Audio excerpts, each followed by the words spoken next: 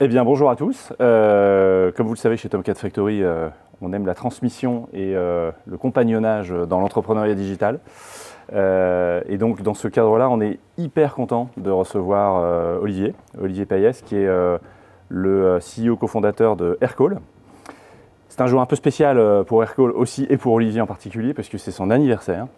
Et donc Olivier vient de passer un cap très important qui est celui de la 45e année. Et donc on est d'autant plus, content. Réussi quoi. On est d'autant plus content de le recevoir. Je vais essayer de pitcher Aircall en 2 secondes. Aircall, ça a été créé en 2014. C'est une solution de téléphonie pour les entreprises 100% en SaaS, qui apporte une révolution en termes de simplicité et de flexibilité dans la téléphonie des entreprises. Aircall est devenu une licorne en juin de cette année, en juin 2021, à l'occasion d'une levée de 120 millions de dollars qui a été réalisée. Aircall, c'est près de 10 000 clients et plus de 500 salariés. Donc une très belle réussite.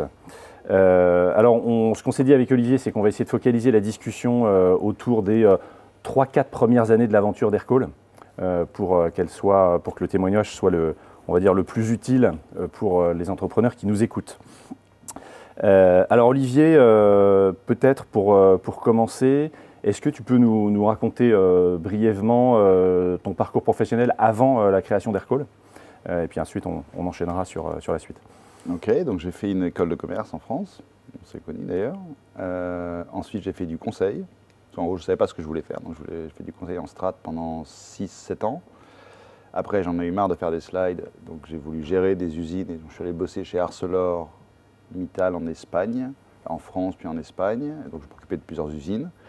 Et après, j'en ai eu marre d'être dans une grosse boîte et donc j'ai voulu créer ma boîte. Et donc j'ai regardé plusieurs idées, connecté avec pas mal de gens et Aircall a émergé de ça. Alors on le sait que devenir entrepreneur, c'est tout sauf une décision anodine. Alors quand tu décides de te lancer dans cette aventure, en 2014 à peu près donc, qu'est-ce qui te pousse à prendre cette décision et à t'embarquer dans cette aventure qui est une aventure personnelle très impliquante? Alors, au départ, moi j'avais une curiosité. C'est-à-dire que c'est plutôt... j'avais un chemin assez tracé dans l'acier. Dans l'acier, c'est plutôt, on fait des carrières de 20 ans, 25 ans. Hein. Donc on change de job, c'est sympa, mais voilà. Et puis la dernière innovation dans l'acier remonte à 1897, c'était très cool. J'exagère un petit peu, il y a des choses, mais c'est pas un secteur qui bouge extrêmement vite, quoi. Bon. Et donc je me suis dit, j'avais 36 ans je crois, je me suis dit, bon, soit je bifurque vers quelque chose de plus sympa, et c'est évident que la tech va changer plein de trucs et que c'est là que ça va être assez marrant. Soit je reste, et puis à ce moment je reste 20 ans, bon, et j'aurai sûrement une vie très confortable, etc. Plus confortable. Et donc c'est plutôt j'avais envie de changer vers de la tech. Donc ça c'est plus personnellement la curiosité de me dire est-ce que je peux y arriver? Parce qu'au final c'est très différent d'être salarié, entrepreneur, etc. Enfin comme vous le savez. Bon, donc je peux y arriver, puis au pire j'ai pas grand chose à perdre. Et je me disais au pire des cas j'aurais appris la tech et je retrouverais un job dans une plus grosse boîte, etc. Et ensuite, alors pourquoi Aircall? En fait, j'ai regardé j'ai eu 3 sujets. Un, c'était une boîte de pet food, e-commerce, parce que j'avais une copine vétérinaire qui avait un truc physique. Donc j'étais vraiment très très ouvert, quoi. C'était plus un challenge personnel. Une autre boîte de parking partagé. À l'époque, c'était Zen Park, ou je ne sais plus comment ça s'appelait, etc. C'est un peu trendy. J'étais allé à Madrid à l'époque. Et puis Aircall, parce que j'ai reconnecté avec un ami de Bruxelles, où je travaillais avant chez BCG. Et puis, lui, il avait ce sujet, il dit quand même les systèmes de téléphone, c'est quand même pourri. Bah ouais, t'as raison, pouf. Et j'avais fait pas mal de télécom, moi, avant. Donc, c'est toujours les trucs de Steve Jobs, un peu, c'est Connecting the Dots. Si vous avez vu ce speech à Stanford. Et donc, tu reconnectes avec des gens, tiens, tu connais un peu le sujet. C'est pas mal, c'était pas trop tech, parce que moi, j'étais vraiment pas tech. C'est-à-dire que Twitter et Facebook, c'était des mondes que je connais, j'avais aucune idée de ce que c'était, quoi. En 2013, quoi. Donc, je me dis, la téléphonie, il y a un petit côté un peu cambouis, qui me va bien. Un petit peu acier, quoi. Ouais, voilà, c'est ça. Un petit peu, voilà, c'est pas un réseau social hyper trendy, machin. Donc, je vais peut-être pouvoir être utile, quoi. Et donc voilà, donc c'est ça qui m'a drivé un petit peu. Alors, est-ce que tu peux nous raconter un peu les premières étapes de l'aventure? Je pense notamment à la décision d'aller chez 500 Startups aux US, qui est une décision assez impliquante, même y compris à titre personnel. Est-ce que tu peux nous raconter un peu ces toutes premières étapes de la vie de la boîte? Ouais, alors en fait, on a énormément galéré les 2 premières années. C'est-à-dire qu'en fait, moi, je me suis vraiment chauffé en 2013. C'est-à-dire que j'ai fait un peu en avance sur ma midlife crisis, quoi. Mais en gros, j'ai fait un marathon parce que je me suis dit, bon, je vais faire un marathon, bon, ok. J'ai fait, bon, je vais monter ma boîte, bon, bref. Et donc, j'ai vraiment quitté mon boulot fin 2013. Et là, donc, moi, on a commencé AirCall chez eFounders, qui est un startup studio à Paris, que vous devez connaître dans le SaaS, assez connu. Et donc, eux m'ont présenté un CTO, puis on a commencé à bosser sur le produit. Bon. On postule à Y Combinator 8 mois après, on ne rentre pas. Enfin, on y va, on est sélectionné, on passe l'entretien, et pas de bol, on n'est pas pris. Bon. Suite à ça, mon CTO quitte l'aventure. Bon. Je retrouve un CTO, et là, on n'a plus d'argent. Enfin, eFounders a mis de l'argent, il dit, les gars, fini quoi. Enfin, on a mis plein d'argent, on arrête. Et donc, mon CTO qui était payé s'en va. Je lui dis, bah, je ne peux plus te payer, quoi. Bon. Enfin, c'était co-founder en théorie, quoi. Et là, en fait, et ça, c'était un point très important, qui peut être éventuellement intéressant pour d'autres entrepreneurs, c'est là, à l'époque, on avait 3 employés, entre guillemets, un commercial, 2 développeurs. Et donc là, l'idée, c'était de dire, on s'est dit, attends, on va refonder la boîte un petit peu. Finalement, la boîte est déjà créée, mais on va redistribuer un peu les parts, et on va être 4 co-founders. Donc 2 tech, 2 business, et à partir de maintenant, on prend toutes les décisions ensemble, etc. Même si la boîte, ça fait déjà 1 an et demi qu'on tourne, qu'on itère, et que la boîte existe. Et moi, mon gros stress, c'était la solidité de l'équipe, vu ce qui s'était passé avant. Donc on s'entendait très très bien, mais je me suis dit, on va aller à 500 Startups. Le point de 500 Startups, d'ailleurs, c'était un peu de connaître le marché US, oui, de se faire challenger, d'avoir du mentoring, mais c'était aussi de se dire, est-ce qu'on peut passer 4 mois ensemble dans la même maison et pas se disputer et se dire, on est fait pour aller très loin ensemble. Ce qui a été le cas. Et là, en revenant, on s'est dit, ok, là, vu ce qu'on a vécu, vu la tonne de weed qu'on a fumé, vu le nombre d'alcool qu'on a bu, etc., on s'est indestructible. Et donc voilà. Il y avait pas, j'exagère sur la weed, bien sûr. mais forcément, on est ASF aussi. Mais voilà, et donc c'était vraiment de souder le truc. Et puis en même temps, on a appris plein de choses qu'on utilise encore maintenant, c'est-à-dire des routines, de dire c'est le bitrate, c'est la semaine, etc., etc. Enfin, on peut revenir dessus. Donc c'est ça qui nous a emmenés à 500 Startups. C'était presque plus un besoin interne de ciment ou de se tester. Et alors tu parlais du côté personnel aussi. C'était un petit sacrifice, peut-être un peu. Pour moi, j'avais déjà 3 enfants, etc. Mais j'avais une femme, j'ai toujours une femme d'ailleurs, la même, compréhensive. Mais c'est vrai que c'était aussi une marque de commitment, quoi. C'est-à-dire que même mes 3 associés, qui sont plus jeunes, mais c'était quand même, tu quittes tes amis, tu vis bien à Paris, tu as 25 ans, c'est cool, tu kiffes et tout. Donc c'était partir 4 mois. Est-ce qu'on est capable de le faire? Est-ce qu'on a vraiment envie de le faire, quoi? Et donc c'était, oui, on l'a fait, pouf. Et c'était aussi, ok, on a ce moment unique ensemble, et ça nous a soudés par la suite, quoi. Et alors du coup, maintenant, avec le recul d'un peu plus de 7 ans d'aventure, comment tu relis, on va dire, tes motivations profondes dans cette aventure?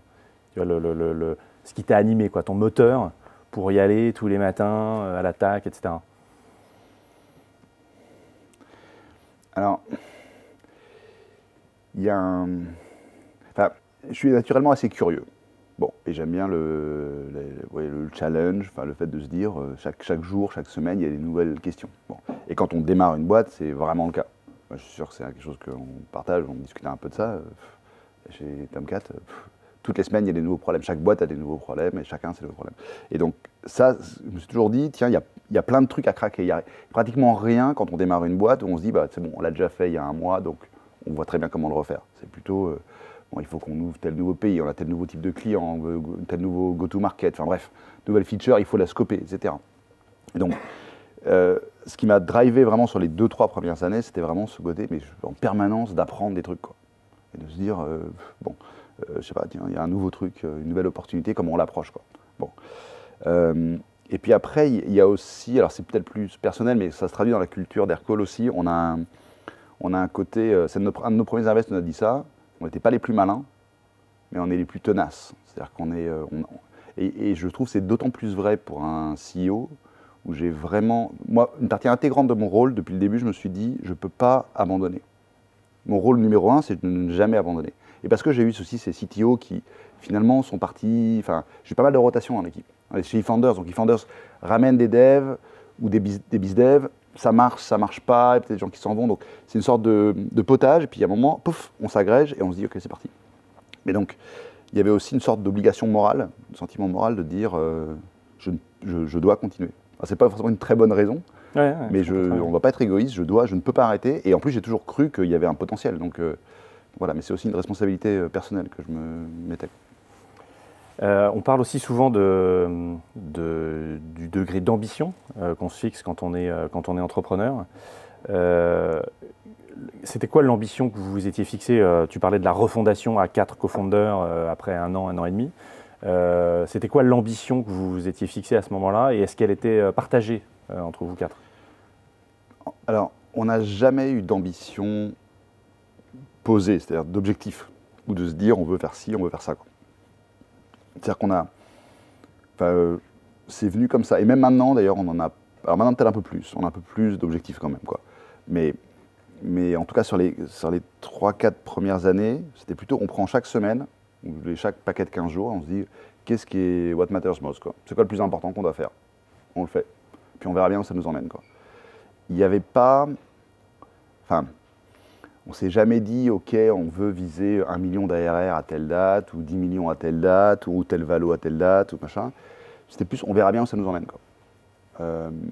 Et je trouvais ça d'ailleurs assez sain. C'est-à-dire que moi, je suis arrivé, c'est un mindset de consultant. Je ne sais pas s'il y a des anciens consultants ici, mais... et donc, je suis arrivé, j'ai fait des roadmaps, j'ai fait, OK, vas-y, alors 52 semaines, clac, clac, clac, il va se passer ça, etc. Et puis, au bout de 2 semaines, bon, bah, la roadmap était là, on était là, quoi. Roadmap V2, je recale la roadmap V3. Puis à un moment, j'ai fait, bon, on va arrêter de faire des roadmaps à la con, on va juste faire chaque semaine, chaque jour, c'est quoi le plus important, quoi? Qu'est-ce qu'on doit faire? Fixer un produit, fixer un problème client, fixer un machin, etc. Puis on verra bien où ça nous emmène, quoi. Et de fil en aiguille, tu te retrouves à dire, bah tiens, hop, on a refondé, ce serait bien qu'on parte aux US. Bah ouais, tiens, on va partir aux US. Tiens, bah, qu'est-ce qu'il y a? Il y a 500 startups. Ça démarre dans un mois. Bah, on va appliquer, enfin, on va faire une candidature, pof, on y va, quoi. Puis on verra, quoi. Puis, etc., de fil en aiguille, quoi. Et donc voilà. Et d'ailleurs, il y a un truc. Alors, il y a peut-être une exception à ça, c'est qu'on a créé la boîte au début, aux US, on était 4 Français. Je fais la réponse trop longue, tu me dis, hein, mais. Et la boîte est créée aux US, c'est une boîte US dès le début. Moi, je n'avais pas compris ça, mais ça vient de Thibaut Elzière, qui est un des cofondateurs de Defender, où lui, pour le coup, il disait, mais cette boîte, elle va finir au Nasdaq, c'est sûr. T'es là, il n'y a pas de produit, il n'y a pas de CTO, vas-y, il n'y a pas de client, il n'y a rien, quoi, pas d'argent. T'es sûr? Il me fait, t'inquiète. Et donc là, pour le coup, mais ça faisait plus de lui, tu vois. C'était pas, moi j'étais là, j'en sais rien, enfin on verra bien, quoi. Il dit non, t'inquiète. Et après coup, c'est pas forcément une mauvaise décision, parce qu'après on est parti aux US, donc c'était plus simple d'avoir une boîte US. Mais sinon, en général, on ne s'était pas fixé d'ambition chiffrée ou timée, quoi. Ouais, très clair. Si on parle un peu de ton marché maintenant, a priori, quand on le regarde, on se dit il y a quand même un bon niveau de concurrence, quoi. Il y a quand même pas mal d'acteurs, etc.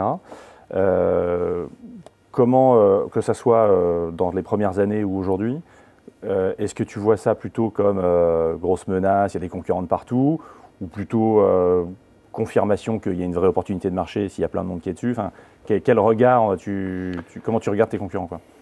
Ouais, alors il y a différents types de boîtes. Il y a des boîtes qui créent leur marché, qui créent leur catégorie. D'accord. Donc nous, on n'est pas dans cette catégorie-là vraiment. Donc ça, c'est ça, c'est un autre truc. Et après, nous, on est plutôt dans la catégorie de boîte où on veut disrupter un marché. Donc, dans ces cas-là, plus le marché est gros, mieux c'est. Enfin, n'importe quel investisseur te le dira. Est-ce que votre marché était gros? C'est une des premières questions d'invest. Et en fait, au début, j'étais là, mais c'est quoi ton problème, quoi? T'inquiète, regarde, on a une bonne croissance. Et maintenant, je me rends compte qu'avoir un très gros marché, c'est hyper important. Et donc, c'est aussi une réflexion qu'il faut se dire. Si mon marché n'est pas hyper gros, c'est quoi mon plan en tant qu'entrepreneur pour élargir mon marché? C'est quand même assez important. Et ensuite, pour moi, c'est la qualité des players. Donc, le marché était très gros, ça très bien. Et surtout, quand tu regardais, tu dis, bon, il y a toutes les boîtes de VoIP, quoi. Enfin, RingCentral, Ed28, Nextiva, les boîtes, on a plutôt des concurrents américains. Tu dis, bon, ça doit être possible d'imaginer un truc mieux que ce truc-là, quoi. On se dit pas, on est que on the edge, quoi. C'est pas le truc hyper moderne. Et donc, je regarde plus que la taille du marché ou le nombre de concurrents, ça m'inquiète pas, c'est plutôt la qualité des concurrents. Est-ce qu'il y a des concurrents qui viennent d'arriver, qui sont hyper modernes, qui sont sur les mêmes technos que toi, ou pas, quoi. Et nous, c'était pas le cas, et donc on se dit, bah vas-y, on va se goinfrer, quoi. Ouais. Et en tant que CEO, ça occupe une place importante dans tes réflexions quotidiennes, le temps que tu passes au boulot, voilà, mes concurrents, comment je les regarde, qu'est-ce que je fais, Ou c'est plutôt quelque chose de, voilà, je trace ma route et on verra quoi. Il y a une énorme différence entre, pour moi, on va dire les 5 premières années jusqu'à série, je ne sais pas si c'est série B, ou jusqu'à 20 millions, 20-30 millions d'ARR. Là, rien à faire des concurrents. C'est vraiment, moi, si je vais redémarrer une boîte, vraiment, je m'en fiche, quoi. Enfin, il faut juste comprendre qu'il y a un concurrent qui est aussi bon que nous, qui a la même idée au même moment dans un autre marché, faire un peu gaffe à ça. Mais fondamentalement, c'est de l'exécution. Il faut être obsédé par ses clients, par exécuter bien son équipe et basta. Là, maintenant, ça devient très important. Nous, en fait, notre challenge, c'est, on va dire, en gros, on approche 100 millions d'ARR, voilà, pour faire simple, pouf. Mais là, on commence à se confronter à des vraies grosses boîtes. Donc, en gros, Zoom, c'est pas évident de battre Zoom, quoi. Ils sont pas mauvais sur certains trucs, quoi. Bon, il y a Microsoft, Amazon, avec Amazon Connect, enfin, qui crée son propre truc, Salesforce, etc. Et donc là, ça devient vachement important parce qu'en fait, la question qu'on se pose là maintenant, c'est comment tu passes de 100 millions à 1 milliard d'ARR. Et là, ça commence à faire des gros montants et il faut peut-être des alliances stratégiques. Donc là, je commence à vraiment me dire, Zoom, c'est des ennemis ou potentiellement, est-ce que je vais être proche de mes ennemis? Est-ce que c'est une menace? C'est qui les ennemis de Zoom? C'est Microsoft. Tiens, pour le coup, je vais être très proche de Microsoft Teams. Pour le coup, leur Skype et tout, ça ne marche pas très bien. Donc là, on commence à avoir des dynamiques un peu plus compétitives et je commence à y passer beaucoup de temps. Dans mon agenda, j'ai au moins une demi-journée par semaine, soit avoir des banquiers pour se comprendre ce qui se passe dans le marché, soit parler avec ces différents types de concurrents. Mais ce n'était pas le cas au début d'Aircall. À mon avis, je ne le regrette pas d'ailleurs. Ouais, très clair. Et fondamentalement, pour terminer sur ce chapitre concurrence, fondamentalement, qu'est-ce qu'Aircall fait mieux que ses concurrents? Alors, il y a un truc qu'on fait beaucoup mieux, c'est les intégrations. C'est-à-dire que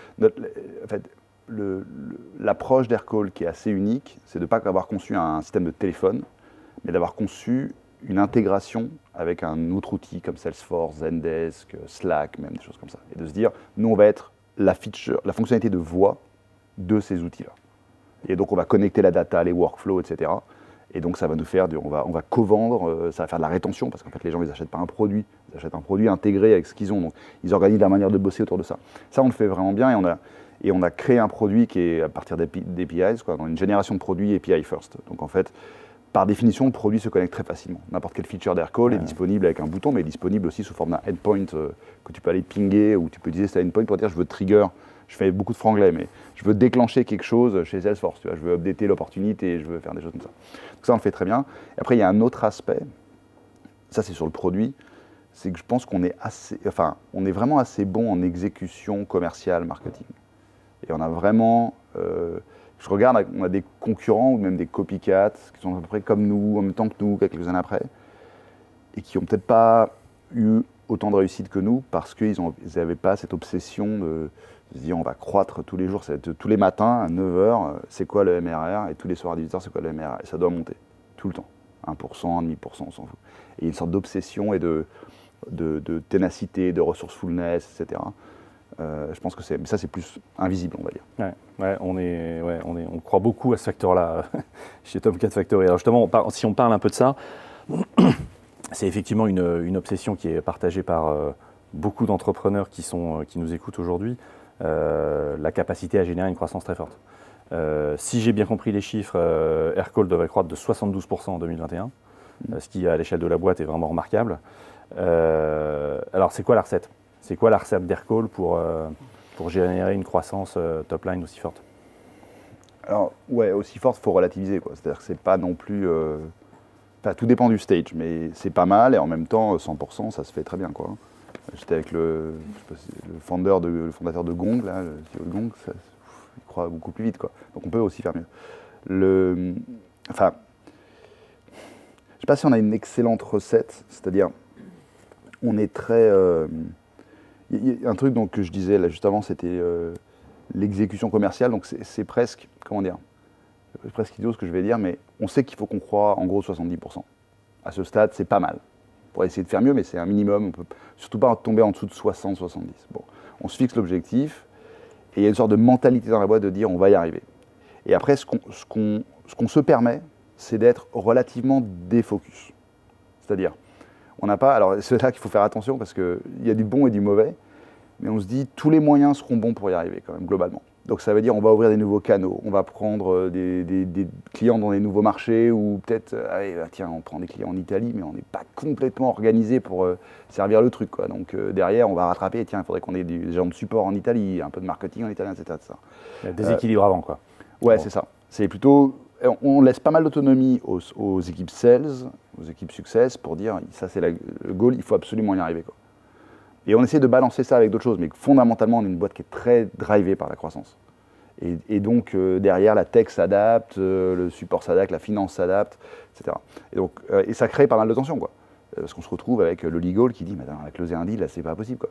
On a closé, alors je sais pas, je peux le dire, je pense qu'on est en français, ça va, on a closé Walmart. Bon, c'est cool, c'est pas du tout notre cible, Walmart, hein, nous on est SMI. Le deal avec Walmart, c'est compliqué, quoi. Le legal a dit, je me prends une avalanche de lawyers, j'ai pas la ressource pour gérer ces mecs-là, quoi. Ils sont 10, il y a plein de questions dans tous les sens. Mais vas-y, ouais, mais il fallait qu'on passe le deal, quoi. Il fallait qu'on arrive, etc. Donc, je dis pas qu'on a forcément, il faut prendre ça avec une pincée de sel, on va dire, parce qu'on est assez défocus, et en même temps, on sait que notre focus, c'est la croissance, quoi. Et donc, on a toujours eu cette philosophie de se dire, on suit la croissance. On n'a pas forcément toujours un méga plan qui dit, voilà, il va se passer ça, puis ça, puis ça. C'est genre, bien, on voit ça, c'est pas mal. Allez, vas-y, on va y aller, quoi. Et on a fait ça, par exemple, pour donner un exemple, en Australie. On a démarré l'Australie en début d'année, janvier. Là, on fait 10 millions d'ARR. C'est pas mal, en un an. Même pas un an. C'est frais, quoi. Pourquoi? Parce qu'on a vu, en fait, l'année dernière, on s'est dit, tiens, en fait, ça marche, il y a des clients qui rentrent, là, parce qu'en fait, on fait du marketing en anglais, le mec sign up, pouf, en fait, on va bourriner, quoi. On dit, on va embaucher 50 personnes. Donc, en premier trimestre de cette année, on a embauché 50 personnes. Donc, un GM, et là, on se dit, OK, double down. Et puis, pouf, les gars, il faut arriver à 10 millions, quoi. Vous devez créer une troisième région. On a US, Europe, et puis allez-y. Et nos deux plus gros concurrents se lançaient en même temps. On a dit, en plus, vous devez être les premiers, donc vous y allez. C'était pas vraiment prévu. Enfin, c'était prévu un peu. Je l'avais un peu en tête de me dire, il faut qu'on pose les bases en Asie. Mais d'un seul coup, on s'est dit, tiens, ça tire bien. On a trouvé la bonne personne. Vas-y. Ouais, un enchaînement de bonnes décisions court terme. C'est ça. Il y a pas mal de ça. Ouais. Il y a pas mal de ça. Et c'est d'ailleurs quelque chose sur lequel on travaille un peu. Et d'un certain côté, je suis un peu plus dans ma zone de confort, qui est un peu de la strat, etc. Où là, maintenant, alors, quand on se dit, maintenant, on passe à des niveaux d'ARR, où ça marche bien, puis il faut être capable de penser plus loin, quoi. C'est-à-dire qu'il faut se dire, les discussions que j'ai eues cette semaine, c'était marrant, c'est quoi le chemin de 100 millions à 1 milliard? Pas évident, quoi. C'est assez marrant, c'est très marrant. La présentation, le meeting qui commence, c'était Path to a billion. Enfin, t'es là. Eh ben, ça va bien se passer ce meeting. Ouais, c'est ça. Ça fait rêver. Puis en même temps, tu te dis, OK, donc là, j'ai quand même il faut que je fasse des gros paris, quoi. Donc mes gros paris sont soit géographiques, soit je vais up market, soit je lance un nouveau produit, mais il ne faut pas que je me gourre, quoi. Je ne vais pas lancer 10 nouveaux produits. Enfin, là, je ne peux pas me permettre de dire, je vais lancer ci, ça, quoi. Si je crois que l'AI, c'est le nouveau produit, boum. Tu vois, si je crois que c'est le workforce management, bon. Et donc, on commence à injecter un peu plus de strategic thinking, de pensée stratégique, on va dire. Mais historiquement, c'était plutôt, tiens, ça marche pas mal, vas-y, on va accélérer là-dessus. Et quand on accélère, on y va vraiment. Ouais. Donc ouais, quand je t'écoute, on a l'impression qu'il y a quelque chose dans la culture de la boîte qui fait vraiment partie du succès, quoi. Au-delà de le produit il est bien, le marché il est profond, etc. Mais il y a quelque chose dans la façon de travailler ensemble. Ouais, je pense. Il y a un mindset, quoi. Il y a un état d'esprit d'être toujours sur la croissance, de se permettre des choses, d'accepter que ça soit un peu cassé, mais c'est pas grave, on avance. Je parlais avec un invest qui me disait il nous prenait un peu toujours comme modèle. Il dit, comme c'est la boîte parce qu'on a toujours galéré pour lever de l'argent. Ça se voit pas peut-être de l'extérieur. On a toujours galéré. Et je pense que ça reflète aussi parce que un VC, un investisseur ne comprend pas ça, quoi. Il dit, mais je comprends pas, c'est quoi votre truc là? Les intés. Ouais, les intés, mais tout le monde fait des intés.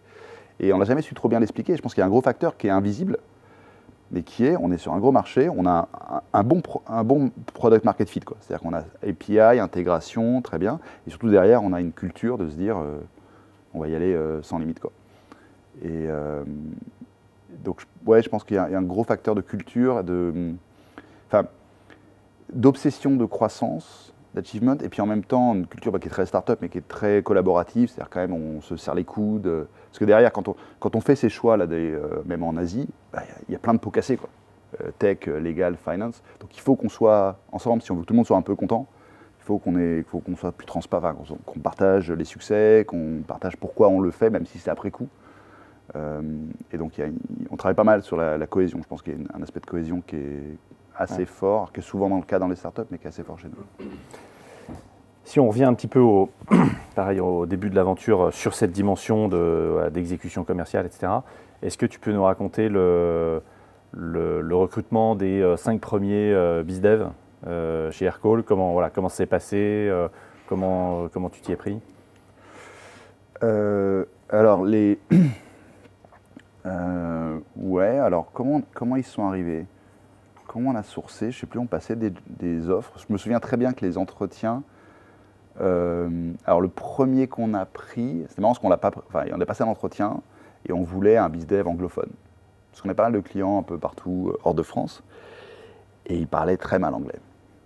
Et qui venaient, sortaient de l'école à Toulouse, une ESC Toulouse classique, bon voilà. Il arrive, il parlait pas très bien anglais. Et donc on lui a dit, écoute, t'es sympa, mais non quoi, nous on veut vraiment un machin. Et le mec le soir, ouais, donc il nous rappelle, il fait en fait, je suis pas d'accord que vous soyez pas d'accord, donc je vous propose que dans 2 jours, je repasse l'entretien, on le fait en anglais, ça va bien se passer. Et donc là, il repasse l'entretien. Évidemment, c'est un cata quoi. Il n'a pas appris l'anglais en 2 jours, il a dû faire des podcasts, mais il est toujours aussi nul en fait. Enfin, tu ne parles pas anglais. Et là, pour le coup, à la fin de l'entretien, on te fait, par contre, l'état d'esprit c'est le bon, donc on va te prendre. Parce qu'en fait, on s'en fout que tu parles anglais. Enfin, au final. C'est bien, tu ne prends pas non n'est pas une réponse, c'est très cool. Et voilà. Et donc ça, on a eu, c'est Shalom. Tania, alors c'était un peu pareil. Après, je me souviens que c'était la négo la plus dure pour l'embaucher. Et là, pareil. Tout bon signe, ouais, c'est ça. Ouais, parce que là, pareil, à un moment, j'ai fait, on arrête quoi. Parce qu'elle disait, non, mais c'est lamentable, je suis sous-payé, enfin, vous voulez me sous-payer, etc. etc. T'es là, mais tu sors de l'école, enfin, elle avait fait des secs. Elle a fait des secs. On te paye, ouais, mais pas très cher. Alors, à l'époque, on avait une politique un peu communiste, c'était assez marrant, mais tout le monde gagnait 40 000 euros. En fait, tout le monde. En fait, on prenait n'importe quel mec, voilà, quel que soit le job, c'est 40 000 euros. Bon, voilà. Je sais pas pourquoi. Et elle disait non, c'est pas assez, je suis pas d'accord, etc., etc., etc. Et pareil, quoi. Elle fait, non, elle est saoulante, non. Puis à la fin, mon associé a fait quand même, elle se bat bien, quoi. Elle se bat bien et elle est vraiment bien, quoi. Si elle défend le prix comme ça, voilà, exactement. Ça va le faire. Donc voilà, allez, et on a fait une exception, etc. Et donc c'était toujours des choses comme ça, quoi. C'est marrant, c'est un peu d'ailleurs la mafia, parce que donc, il y a eu Shalom, Tania, Justine, Anthony, la moitié d'entre eux, et Andrei, ouais. La moitié d'entre eux est plus chez Aircall, ils ont créé leur boîte. Un peu Enfin, ils viennent de créer leur boîte cette année, au bout de 5-6 ans, enfin ils sont partis l'année dernière ou cette année, c'est marrant. Et l'autre moitié, ouais, ça s'est fait. Enfin, ce qu'on a toujours valorisé, peut-être pour répondre plus précisément à ta question, au final, ce qu'on a vraiment appris, c'est de ne pas chercher de skills, de dire au début, on voulait un super sales qui a fait des gros deals, etc. C'est là qu'on s'est toujours planté. Et au final, là, on ne s'est jamais planté, c'est la culture. Parce qu'on a des gens qui ont la niaque, qui ne se laissent pas compter, qui sont un peu compliqués, qui sont un peu rugueux comme ça, mais ça, c'est cool en fait. Et là, c'est là qu'on a toujours priorisé ça. Ou en tout cas, quand on a réussi, c'est quand on a priorisé ça. Et moi, si je devais recommencer, je prendrais ça. Ouais. Des gens smart, mais surtout des gens où tu sens que ça, ils veulent pas. S'ils veulent un truc, ils veulent l'avoir vraiment, quoi. Ça, c'est très très important.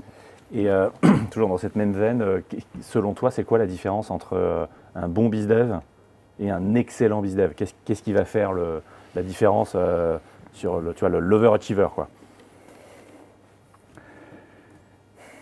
Alors, nous, les premiers, alors sur les BizDev, ceux qui ont le mieux performé étaient, comment dire, très polyvalents. Alors déjà, première base, il faut être très très polyvalent. Donc, il faut pouvoir faire du sales, du marketing, du support, et passer de l'un à l'autre très facilement.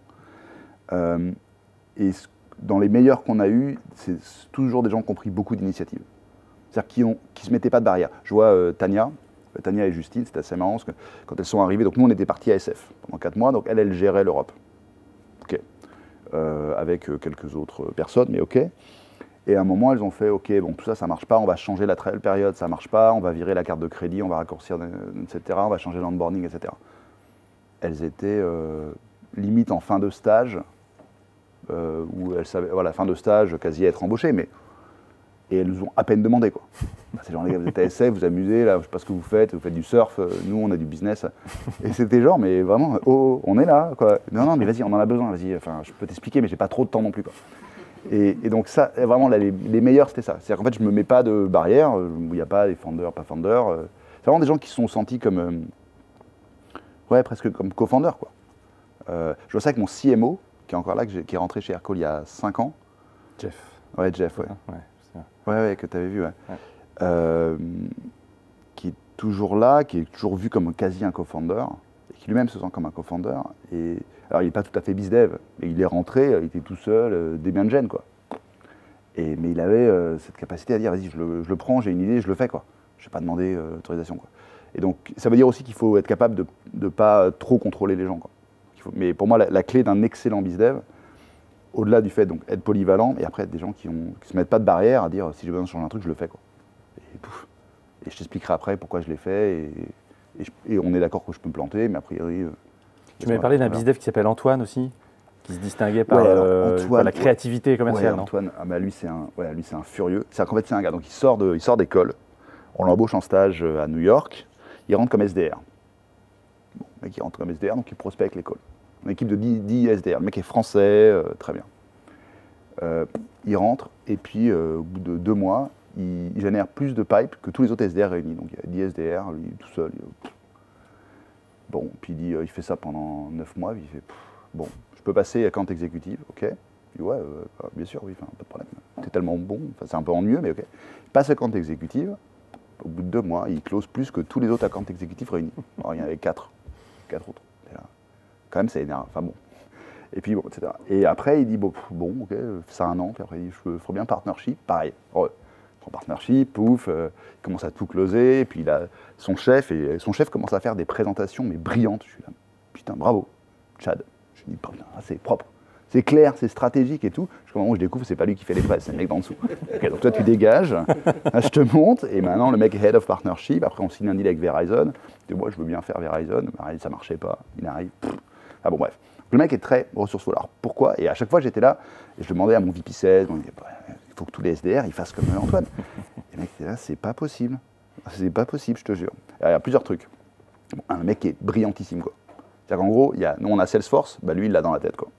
C'est-à-dire que n'importe quel client, tu lui dis, ouais, je lui ai parlé le 12 octobre. Et donc mon plan, c'est que je lui reparle le 3 décembre. Pouf, et puis by the way, j'ai vu qu'ils avaient un petit event le 1er, donc je lui demanderai un peu le débrief de l'event. Le mec, il est dans sa tête, quoi. Alors qu'un mec normal, bah, il a son Salesforce, ah oui, d'accord, c'est ça, etc. Mais surtout, ce qu'il faisait, et là où il était vraiment très fort, c'est qu'on a un produit API. Et c'est un mec qui a fait HEC, enfin une école de commerce, ok. Pouf, mais alors il codait pour les clients. C'est-à-dire qu'il avait compris que comme on avait tout le produit Aircall est available, enfin, disponible en forme d'API. Donc le client dit, ouais, alors moi sur le routing, pour le coup, en fait, il faudrait que si le client attend plus de 12 secondes, il faudrait que ça bascule sur un nouveau team, que ça rajoute une nouvelle équipe pour être sûr que le temps d'attente n'est pas trop long, etc. Il fait, bah, je vais te le faire. Et le mec se codait le truc, il dit, voilà, pouf. Alors maintenant, il faut qu'on trouve une solution pour hoster le truc, on va le hoster quelque part, et puis il avait trouvé CA comme ça. Et donc, il était capable de faire quasiment des professional services à lui-même, quoi. Et il l'avait fait tout seul parce qu'il avait senti le besoin. Donc je reviens sur le truc, le mec a pris l'initiative, il n'a pas attendu qu'on dise est-ce que je peux avoir un ingénieur. Non, il a fait ok, bon, je vais apprendre le JavaScript, c'est pas très compliqué. Enfin, c'est pas très compliqué, il faut quand même le faire, quoi. Bon, tu vois. Et donc là, il était vraiment excellent, quoi. Et donc c'était vraiment ce sens de. Et là, polyvalence, au sens même jusqu'à faire de la tech, si besoin. Et puis initiative au sens, je m'en fiche qu'il y ait des process de sales ou machin, moi je fais ce dont j'ai besoin pour exploser mes quotas, quoi. Si on se remet, alors peut-être pas aujourd'hui au stade où la boîte en est aujourd'hui, mais si on se remet pareil, année 3, année 4, le temps que toi tu consacrais en tant que CEO au sales, quel était-il? Et voilà, qu'est-ce que tu faisais toi en tant que CEO sur la partie purement sales? Sur le sales, alors je faisais au tout début, la première année, on va dire. Et puis ensuite, quand on a donc agrégé l'équipe fondatrice, il y avait Jonathan, qui est mon associé, qui est un sales guy incroyable. Bon. Et moi, j'adore pas ça, donc je le faisais, mais comme un mal nécessaire. Je le faisais au sens, voilà, je fais un peu de marketing, et puis je vais faire les démos, et puis je vais closer les mecs, etc. Et d'un seul coup, je me souviens très bien, Jonathan est arrivé, et puis il est allé voir un client, c'était Holy Dog, donc une startup assez cool, qui fait du dog sharing, enfin je sais pas quoi. Il va voir le client, non seulement il le close, c'est notre plus gros client à l'époque. Il y avait 10 users, ce qui était colossal, parce que nous on n'avait que des clients à 1, 2 users, on avait des boîtes qui avaient des noms improbables, Mister Moustache, Enfin bon, c'était compliqué. Et il revient, et puis bon, pouf, j'ai closé le deal. Et puis en plus de ça, j'ai tellement chauffé le gars qui va investir dans Aircall, il va absolument mettre 20 000 balles. Le mec est devenu un des premiers dans j'étais là, ok, d'accord. Là, pareil, je ne suis pas capable de faire ça, quoi. Et donc, très vite, en fait, dès la deuxième année, en fait, John a complètement pris le lead là-dessus. Et il a fait le job 10 fois mieux que moi. S'il y a un truc que je trouve bien, c'est-à-dire qu'il faut se poser la question, quand on crée une équipe fondatrice, moi, l'erreur que j'ai faite, c'est de dire, attends, je suis un CEO, il faut que je sois un sales CEO, enfin, c'est à moi de faire le business, quoi. On vit du business. Et en fait, oui, mais non, quoi. En fait, c'est aussi de se poser la question, qui dans la team, est-ce qu'on a un bon sales, un bon tech, un bon product éventuellement? Là, j'ai un sales extraordinaire. Il n'y a aucune honte à dire, vas-y, fais les démos, parce que moi, je close pas, toi, tu closes, quoi. Donc, il n'y a aucune honte, et moi, je suis plus en produit, en finance, en d'autres choses, quoi, tu vois, HR éventuellement, et ça va, quoi. Donc, c'est essayer d'identifier ça, quoi. Et donc, je ne faisais pas des tonnes et des tonnes, en fait, assez vite. Maintenant, si on élargit un peu la discussion au-delà des sales, mais on va dire à l'ensemble des collaborateurs d'Aircall qui ont rendu tout ça possible, la stratégie de recrutement d'Aircall, voilà, comment vous y prenez, quel genre de salarié vous cherchez, en dehors des sales, où on a bien compris on va dire la mécanique que tu évoquais tout à l'heure. Voilà, c'est quoi les gens que vous cherchez? Alors, ça de nouveau, c'est un sujet sensible, mais c'est très différent entre le début et maintenant. Où on est... Enfin, c'est différent. Je pense que on a cherché les 3-4 premières années, que ce soit sales, mais même ingénieurs, etc. On voulait des gens on voulait du commitment. Des gens où on se dit, tiens, ils vont s'engager, ils ont l'air passionnés, on connecte un peu quand on se voit là, on connecte bien. Et on voulait des gens qui prennent beaucoup d'initiatives, qui ont ce côté polyvalent initiative, pareil. Aujourd'hui, c'est moins le cas. C'est-à-dire, notamment sur la tech, on veut moins des gens polyvalents et qui prennent l'initiative. On a payé un peu cher, ça. C'est-à-dire qu'à un moment, quand tu scales, et il faut gérer ta dette. Ça, c'est vraiment le truc. S'il y a une leçon que je retiens, c'est gérer ta dette technique et client. C'est-à-dire que tu le veuilles ou non, tu as 3 ans, quand tu es dans le SaaS en tout cas, et quand je parle à tout le monde, tout le monde a les mêmes problèmes, 3 ans, 4 ans max, pour créer ton produit. Et après, ça va devenir incroyablement dur de rajouter des fonctionnalités. Incroyablement. Et donc, il faut vraiment faire très attention à essayer d'étendre cette période le plus possible. Si tu ne fais pas gaffe, ça sera 2 ans. Si tu fais gaffe, ça sera 4 ans, mais à un moment, ça va arriver.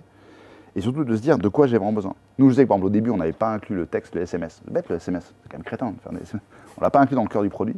Le rajouter après, on l'a rajouté l'année dernière, ça a été une tannée. On se dit, mais ça aurait été tellement simple. On l'aurait conçu dès le début, comme un objet de base d'Aircall. Après, on l'aurait mis dans toutes les intés, dans les analytics, ça aurait été super simple. Mais là, le remettre à travers toute la stack, c'était infernal. Bref. Et donc, au début, on avait pris, pour revenir à ta question, on avait pris des gens qui prenaient plein d'initiatives, qui faisaient plein de trucs, etc., qui étaient hackathons. Et on l'a payé très cher parce qu'au final, on faisait un peu n'importe quoi. Et on partait dans toutes les directions et on mettait du spaghetti sur du spaghetti sur du spaghetti. Donc là, maintenant, pour répondre à ta question, notamment sur l'engineering, on a besoin d'être beaucoup plus organisé. Donc on a plutôt on a beaucoup plus d'architectes en fait, de gens qui ont besoin d'architecter. Est-ce qu'ils prennent peut-être moins d'initiatives, ils sont moins polyvalents? Oui. Mais par contre, ils ont une vision très très claire de comment on va découper le produit, ce truc de spaghetti, on va faire plutôt que des meatballs, quoi. Pouf, pouf, pouf, pouf, pouf, pouf. Et chaque boîte est un peu indépendante, quoi.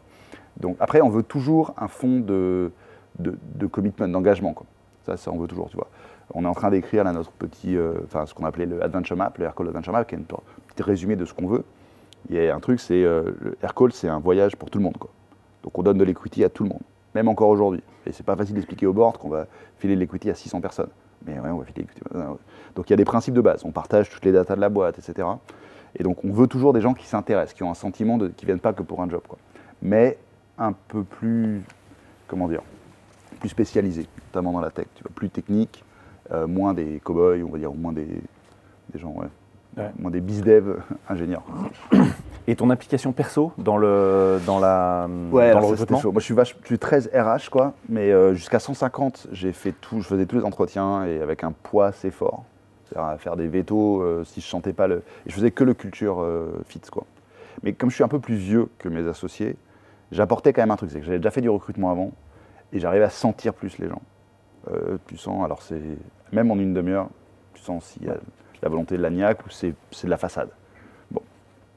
Après, ça ne m'a pas empêché de faire un paquet d'erreurs, notamment quand je suis parti aux US, parce que gérer la différence culturelle était compliqué.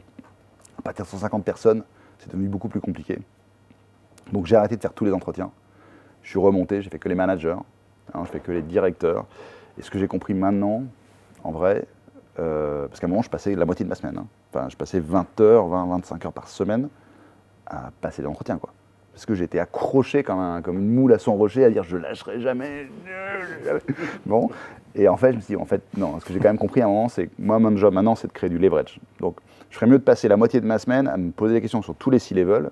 On a 8 C-level. Est-ce que c'est les meilleures personnes possibles? Et évidemment, ce n'est pas le cas. Donc, comment je les coach, comment je les train, comment je les challenge, comment je les change, comment je réorganise, etc. Et si je fais ça bien à mon niveau, je fais bien mon house cleaning à mon niveau, bah, ça va ruisseler, comme tu dirais. C'est la mode. Mais ça va cascader surtout. Ces C-level vont embaucher des VP de très bon niveau, etc. Et c'est ça, en fait, la vraie contribution que je peux avoir. Ouais, très clair. Il y a aussi une particularité en termes d'organisation people chez Aircall, c'est des centres d'expertise un peu répartis dans le monde, c'est-à-dire du R&D en Espagne, un siège global aux US, etc. Comment tu gères ça? Parce que c'est quand même pas évident de gérer ce multi-site global. Ouais, c'est pas évident, surtout que l'équipe exec est un peu répartie.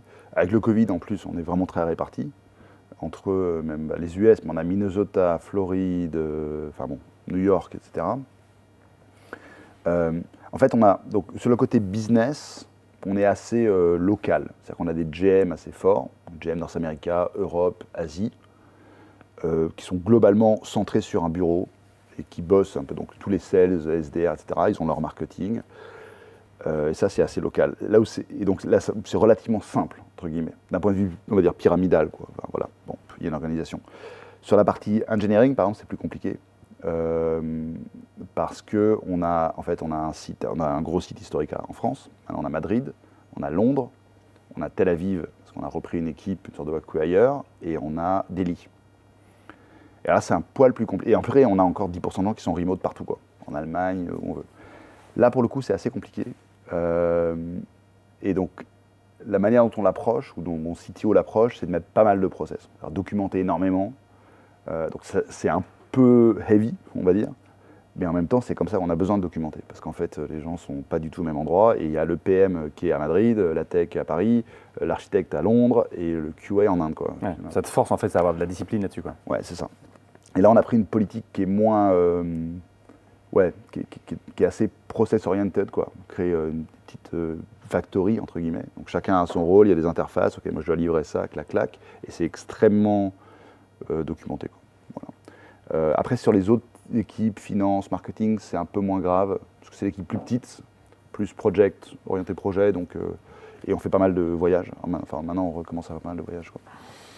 Peut-être un dernier thème pour clore ce chapitre HR, un thème qui est très, on va dire, dont on parle beaucoup en ce moment, qui est Diversity in Tech, et auquel on croit beaucoup ici chez Tomcat, puisqu'on a la grande fierté d'avoir, si je crois les derniers chiffres qu'on a, 47% des cofondateurs des boîtes qui sont chez Tomcat Factory qui sont des femmes, et 2 tiers qui n'ont pas fait d'école de commerce ou d'ingénieur Tier 1. D'abord, où est-ce qu'en est Aircall sur ce sujet et comment toi tu le regardes? Est-ce que tu te dis c'est un facteur de performance? Quel rôle ça joue selon toi dans une aventure entrepreneuriale comme celle d'Aircall?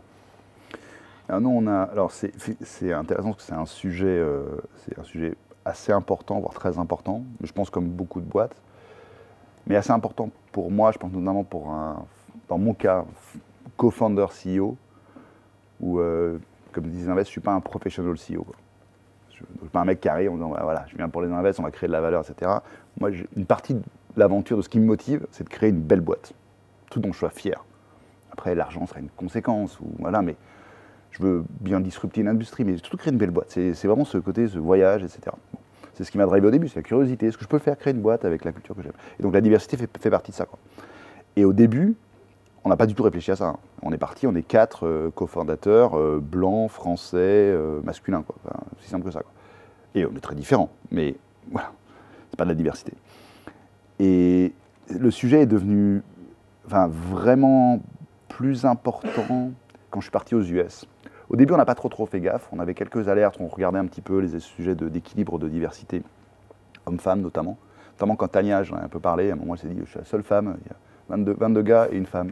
Je me sens un peu seul là, quand je fume une clope, les conversations là, sur le PSG, machin, c'est un peu lourd quoi. Bon. Donc on avait dit, ouais, t'as raison, on va essayer de faire un peu gaffe, mais surtout quand je suis parti aux US, et je suis parti au moment sous l'administration Trump, etc., il y a eu un certain nombre de tensions ethniques, etc. Bon. Et il y a une sorte de mentalité plus avancée quand même, il me semble en tout cas. En tout cas, c'est un thème, il y a des ERG, il y a des groupes de pression, etc., enfin d'action. Et là, je me suis dit, en fait, à ce stade, on était une centaine de personnes, je me suis dit, là, on a intérêt à... En fait, c'est tellement dur de corriger le tir, plus on attend, plus ça va être hyper compliqué. Comme pour le produit. Quoi. Ouais, c'est ça, créer une dette là-dessus. Non, mais c'est vrai, parce qu'en fait, ça trickle down. Quoi.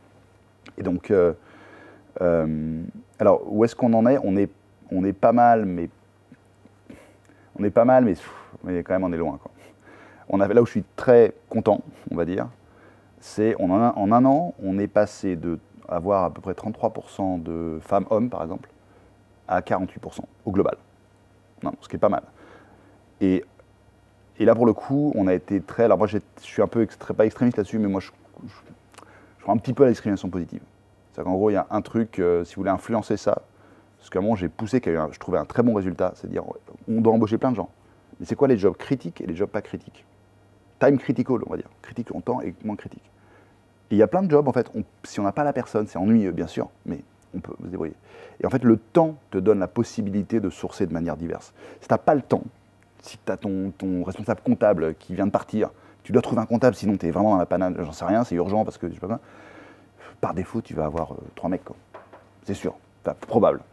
Par contre, si tu dis, tiens, sur ces jobs-là, on va se donner plus de temps, on va se donner 6 mois. Et donc, 6 mois, ça veut dire 50%. Le pipeline doit être 50-50, par exemple, en gender, en sexe, on va dire.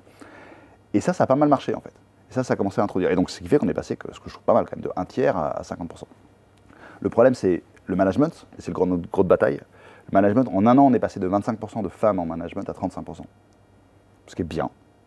Et donc, l'année prochaine, c'est 45%, et puis après, c'est 50%. Quoi. Et là, il y a des gros déséquilibres. Et ensuite, moi, j'ai le top management. Alors ça, honnêtement, là, c'est mon vrai problème. Bon, le lundi midi, on a un groupe qui s'appelle GEM, un peu comme le diamant, tu vois, qui s'appelle Gender Equality Matters, qui est un groupe, un ERG, en fait, qui est un concept qu'on a importé, mais c'est pas mal, en fait, ça marche bien en France, ça a été créé en France. C'est un groupe, c'est 4 femmes, par exemple, qui sont d'ailleurs, aucune d'elles des françaises, d'ailleurs, mais elles sont basées à Paris, et qui créent des actions, et notamment, on a créé un système de mentoring, de leadership mentoring. On voit qu'il y a un petit palier pour transformer nos managers femmes en senior leader. En manager, senior leader. Et aujourd'hui, l'exec team d'Aircall, ça fait de la peine, quoi. Il y a eu 7 garçons et 2 femmes, quoi. Bref, donc voilà, donc on a encore pas mal de travail là-dessus. Et ensuite, dans nos dimensions, on a travaillé sur nos axes, c'est gender diversity. Ce qui est intéressant, c'est age diversity, et c'est vachement bien ça. Et au début, je me suis dit, mais c'est une blague. Mais en fait, on est très jeune, on a une moyenne d'âge de 27 ans. Et on s'est forcé à faire rentrer des gens au-delà de 50 ans. Même moi, avec cet anniversaire aujourd'hui, je suis très content de rejoindre la colotte des plus de 45 ans. Donc je contribue à l'Age Diversity. Et c'est dans 5 ans, je vais continuer, je vais travailler dur. Mais voilà, mais c'est bête, mais ça a apporté un truc. En fait, c'est marrant, ça a vraiment apporté quelque chose qu'on n'avait pas, en fait. C'était vraiment bien. Et ensuite, on a Ethnic Diversity, mais qui est vraiment uniquement aux US. En France, on ne peut pas légalement travailler ça. Donc ça, on travaille beaucoup aux US de représenter notamment le marché de New York, quoi. Mais c'est un thème, on en parle tous les quarters en board et toutes les 6 semaines en All-Ends, quoi. Donc c'est un thème assez gros pour nous. Ouais. Alors, tu en as parlé quasiment tout le temps pendant ces 30 premières minutes. Un des points marquants aussi de l'aventure d'Aircall, c'est la décision d'aller assez tôt aux US. Je crois que c'est 1/3 du chiffre d'affaires aujourd'hui. Est-ce que tu peux nous expliquer pourquoi tu as pris cette décision et pourquoi tu l'as pris assez tôt dans l'aventure ? Alors, j'ai été pas mal poussé par mes premiers invests.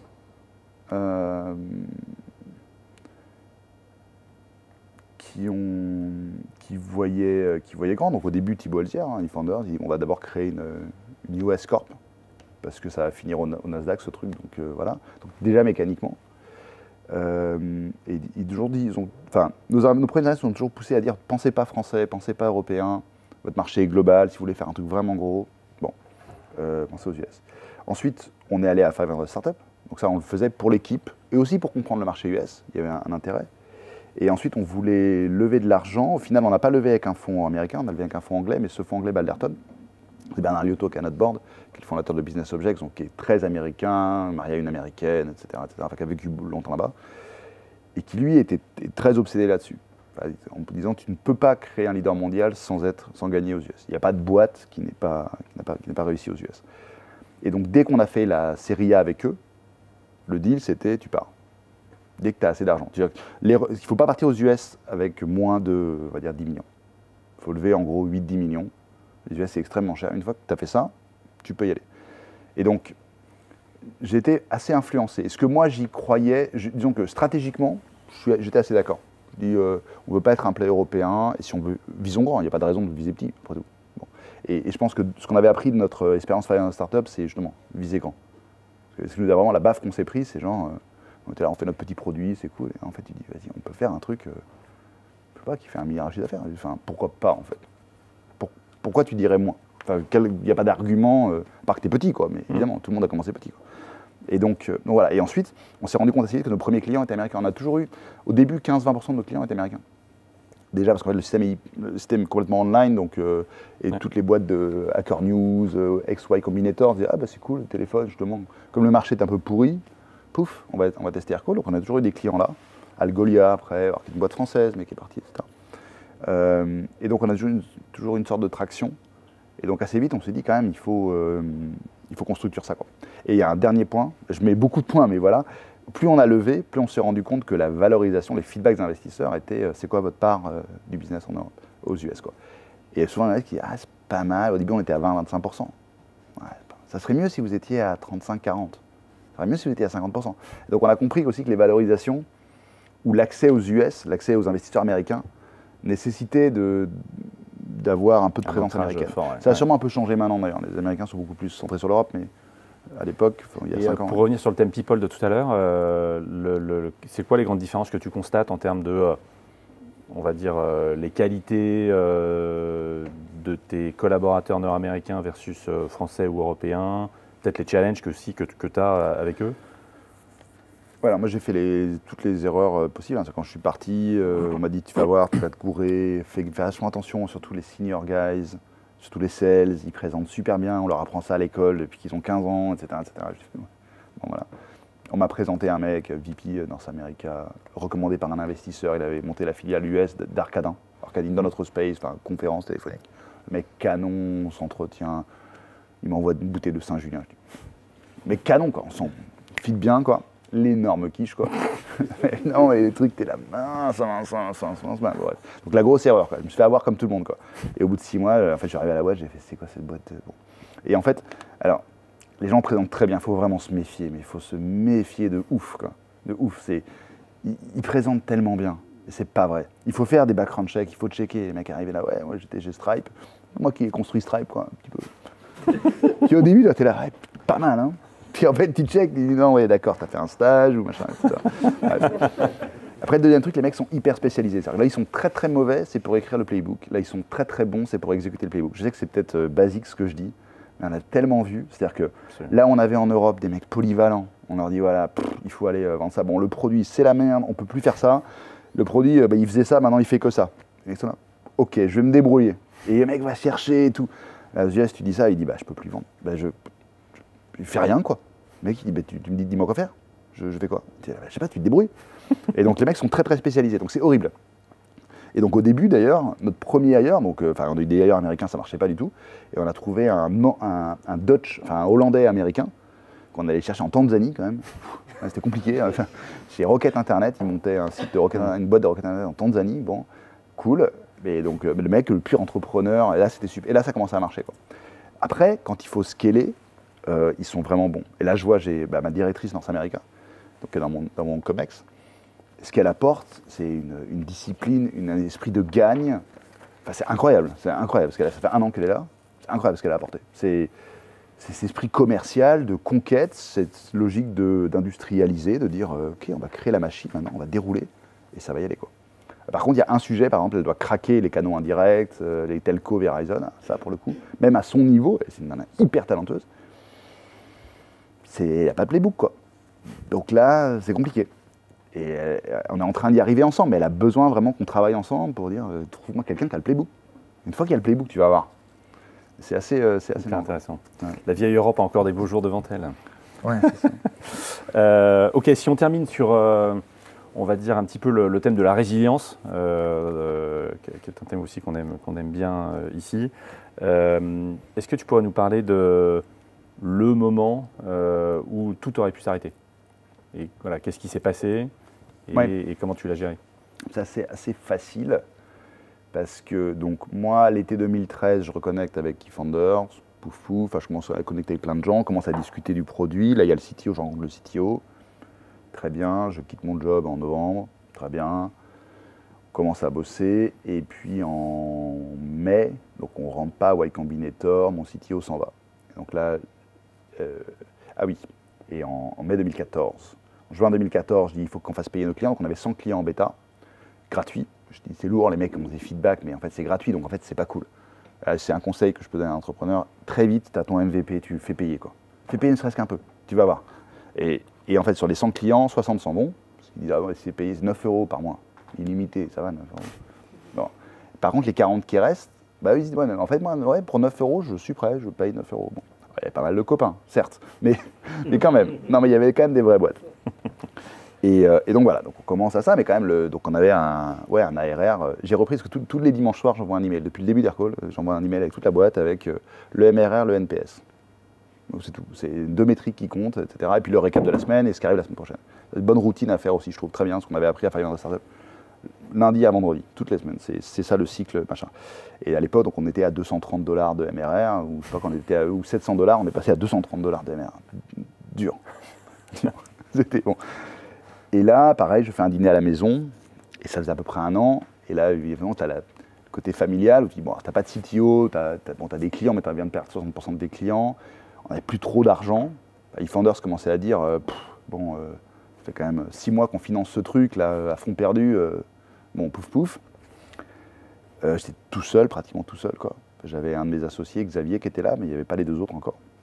Donc, il était stagiaire, quoi. Stagiaire, développeur, sympa, quoi. Et là, il y a eu vraiment le moment, le dîner, le soir, où c'était un peu chaud, quoi. Où, naturellement, les parents, je suis parent moi-même, on protège ses enfants, et tu dis, bon, écoute, t'as fait ta petite crise là, de la quarantaine, t'as droppé ta voiture de fonction et ton job chez Arcelor, c'est bien, tu t'es marré pendant 1 an, il serait temps de reprendre un vrai travail, quoi. Parce qu'après tout, t'as 3 enfants, tu vois, c'est bien, Estelle, elle porte la famille à bout de bras, mais, bon, voilà. Et puis, et alors là, et c'est intéressant, parce que c'est quand même un truc où je me disais, il y a quand même une soirée où tu réfléchis, pas mal, et là il y avait 2 arguments. Il y avait un argument très rationnel, je suis assez rationnel, donc c'était quand même, il y a un truc à faire, je sais qu'il y a un truc à faire, je le sais, il y a une tendance de marché, on a une nouvelle techno qui arrivait, la WebRTC, on est construit sur la techno WebRTC qui est une techno vachement cool. Il y a les Twilio, donc les infrastructures IP qui étaient là, je me dis, et les boîtes sont en train de changer, le marché est pourri, il y a forcément un truc à faire. Donc ça c'est 1, et 2, il y a ce côté, je suis CEO, je ne peux pas abandonner, j'ai pas le droit, moralement, je ne peux pas. Alors c'est bête, c'est peut-être un côté, je sais pas, judéo-chrétien, ou de dire je me ferai crucifier, mais je n'abandonnerai pas, j'en sais rien. Et donc voilà. Mais donc il y avait les 2, et il y avait un côté à la fois émotionnel et rationnel. Mais là, pour le coup, quand même, j'ai pas été tenté, mais c'est dur quand la famille qui te veut globalement que du bien, mais par contre ne connaît pas, ne se rend pas compte, quoi. N'a jamais été, mes parents sont profs ou étaient cadre, voilà, quoi. Ça c'est dur, parce qu'en fait, c'est dur parce que c'est proche et que c'est bien, c'est pour aider, quoi, qu'ils disent ça, quoi. Donc là, ça aurait pu, en tout cas pour moi, c'est pas passé très très loin. Ouais, ça c'est peut-être le plus grand moment. Et pour terminer sur ce chapitre-là, peut-être là, est-ce que tu peux partager peut-être la plus grosse erreur que tu as faite en tant que CEO et celle que tu ne referas plus?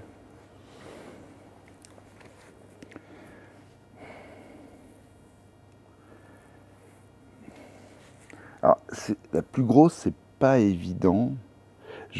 enfin, la plus grosse leçon, c'est une erreur ou c'est une suite d'erreurs, hein. Je n'ai pas attaché assez d'importance à l'architecture technique du produit, à la composante produit software de ce qu'on fait. C'est-à-dire que j'ai eu la chance d'avoir deux associés tech qui sont hyper business driven. Donc j'étais là, tu peux me sortir cette feature, il y a un client là, tu peux me sortir une inté, tu peux me sortir un machin, aucun problème, je te le fais. Et eux-mêmes et moi non plus, je me suis dit, bah en fait c'est un buffet quoi, c'est cool, je peux avoir ça aussi, je peux reprendre des olives là. Bah ouais, vas-y, reprends des olives. Tu vois, et j'ai pas du tout mesuré que 2 ans plus tard, on te dit, ah non mais là par contre Oli, là tu veux juste changer ça de bleu en vert, c'est juste pas possible. T'es là, mais je comprends pas, c'est hyper simple. Enfin, ça peut pas être compliqué. Si, ça traverse toute la stack, parce que tu te souviens quand on a rajouté les olives, ah bah oui merde en fait, on avait lié ça à truc.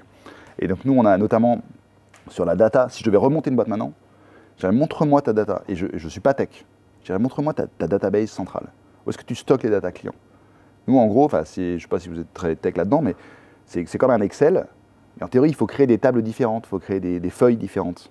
Comme ça, après, tu peux modifier ça qu'une. Ce qu'il ne faut pas faire, c'est rajouter des colonnes, et puis loquer des données, parce qu'en fait, tu dis, tiens, cette table-là, je vais la loquer, mais je vais pouvoir rajouter. C'est une mauvaise idée. Parce qu'après, tu crées un énorme bousin. Nous, c'est ce qu'on a fait, quoi. Et donc, après, pour dédoubler ça mais c'est des années de travail, des années, et des centaines d'années hommes, quoi. Attention au spaghetti plate. Ouais, c'est ça. Donc, même en tant que CEO, je ferais très attention. Et en fait, j'écouterais. J'étais là, allez, les gars, soyez cool, quoi, on va faire de la croissance. Non, je dis, vas-y, dites-moi. Parce que des fois, ils m'ont alerté, ils m'ont dit, Oli, là, c'est chaud, là, il faudrait vraiment qu'on réarchitecte le produit. Je leur dis, allez, vas-y, allez, s'il te plaît. Et là, je ferais, d'accord, t'as raison. On va s'équilibrer, tu vois.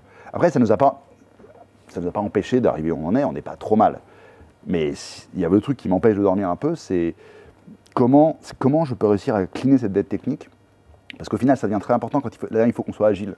Même si on est gros, justement, on perd de l'agilité, on est face à des zooms. Les mecs, ils sont bons, quoi. C'est des vrais brutes d'engineering, quoi.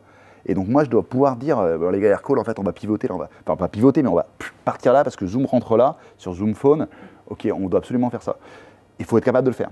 Donc, ça, c'est la grosse leçon. Après, j'ai fait des erreurs tactiques de recrutement. Là, je parlais de VP North America, etc. Pas trop miser sur les skills. Bon.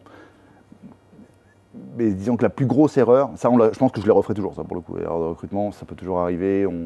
Je tombe amoureux d'un Chief Product Officer. Au moment où j'étais désespéré justement pour ces problèmes de dette technique, et en fait je me suis fait enfler, quoi. Un mec qui présentait bien, mais en fait il n'y avait rien derrière, quoi. Et donc c'est plutôt ça, quoi. Faites très gaffe à la dette technique, la dette client, c'est très important. Excellent. Peut-être pour terminer, Olivier, what's next? What's next pour Aircall et what's next pour toi à titre perso? Alors, c'est intéressant, je trouve que les SaaS ont une durée de vie de 7 à 10 ans, et ça fait 7 ans. C'est ce qu'on dit, hein. Et en fait, j'y crois beaucoup à ça. Et c'est des durées de vie pour plein de raisons. Il y a des technologies, dont les technologies d'API. On n'est pas une technologie d'AI, par exemple. Donc on peut tout à fait commencer à se faire disrupter, éventuellement. Il y a une question de fatigue émotionnelle que j'ai senti, moi, dans mes premiers employés. Un de mes co-founders est parti, par exemple, parce qu'il était au bout de 7 ans. C'est fatigant, c'est dur. Enfin, je pense que tous les entrepreneurs le savent, mais c'est dur. Et donc, pour moi, c'est là où je suis en train de me chauffer vraiment, c'est de re-signer ça comme un mariage, quoi. Je sais pas, le mariage dure 7 ans, je crois, ou souvent on dit que ça dure 7 ans. Et il faut renouveler ses noces. Et là, on part sur un autre truc qui est de dire, OK, on essaie de faire de 100 millions à 1 milliard derrière. Je sais que ça semble très prétentieux, mais pas de raison. Et là, pour le coup, on commence à avoir de l'ambition un peu plus précise. Et dedans, il y a une IPO. Et donc, la boîte devient publique. Et ça, c'est, au niveau intellectuel, c'est marrant. Si ça peut arriver, ça pourrait être rigolo. Je dis IPO ou SPAC ou direct listing, on s'en fiche, mais public, quoi. Et donc, comment on gère une boîte publique? Et le challenge, c'est comment on garde cette culture que j'adore et qui a fait notre succès au début. Dans une boîte publique, c'est compliqué, quoi. Enfin, on peut pas avoir des cow-boys. Enfin, on peut, mais c'est pas évident. C'est Netflix ou Slack, etc. Donc ça, a priori, ça serait pour nous le next step, mais avec aussi cette idée qu'à un moment, il est possible que le voyage s'arrête, il est possible que Microsoft mette une offre incroyable sur la table, ou Microsoft, ou je sais pas qui, ou Twilio, et qu'on se dise, c'est un bon deal. Et dans ce cas-là, en tout cas pour moi, what's next, je pense que ça sera toujours la curiosité. C'est-à-dire que si je réfléchis, des fois, ça m'arrive de réfléchir un peu après Aircall, c'est un peu tôt encore, mais ça serait pratiquement sûr que c'est pas une nouvelle start-up. C'est probablement pas de l'investissement, c'est probablement pas de la tech. Parce que je suis venu dans la tech par curiosité, et je serai plus sur, comme tu dis, la transmission. Si j'ai un rêve d'enfance, je suis famille de profs, donc c'est d'être prof, mais prof de collège, prof de lycée, prof, et peut-être prof dans une école de commerce, mais ça c'est plus pour s'amuser. Mais vraiment prof et de voir comment transmettre, comment aider des jeunes. Ça c'est peut-être le truc. Donc ça serait plutôt mon idée après Aircall. Mais à voir. Voilà. Excellent. La boucle est bouclée. Voilà. Merci beaucoup Olivier, c'était hyper instructif. Merci. Merci Luc.